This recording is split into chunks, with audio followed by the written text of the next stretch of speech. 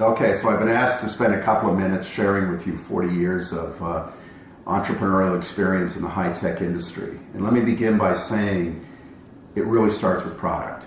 And I have the utmost respect for people that develop great technology and turn it into great products.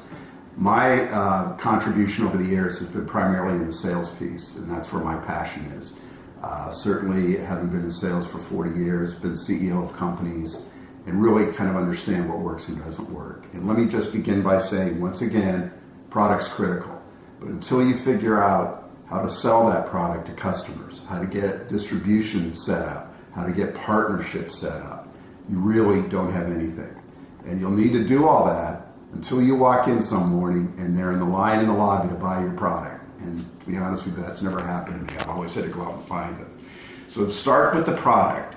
How big a solution do you provide customers? How big is the problem you're trying to solve?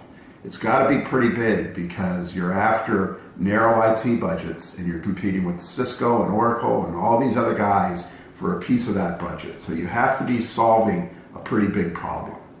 Secondly, is it an enterprise product? Is it a consumer product? You have to think really long and hard. How do I set up my channels of distribution? Who do I have as partners? You have to remember, as CEO, you may have great salespeople and a great sales VP, but you're the number one salesperson for the company. So whether it's the product, whether it's the company, you're always selling. So when you set up partnerships and you think about distribution, really it's important on the partners because you're going to ask them to build an ecosystem around your product. You're going to ask them to take your product into market, into customers, into channels. So you have to make sure you have the right partners, that you make the right commitment to them, training them, developing their salespeople, really positioning the product well. And picking great partners has a lot of benefit, obviously moving the product, but secondly, when it comes time to fundraise, which you should always be doing, partners can be a source of fundraising.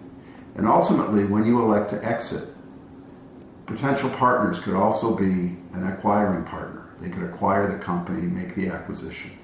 But you can't just show up to somebody and say, buy my product, buy my company. You have to have relationships, and you have to have developed those relationships over time.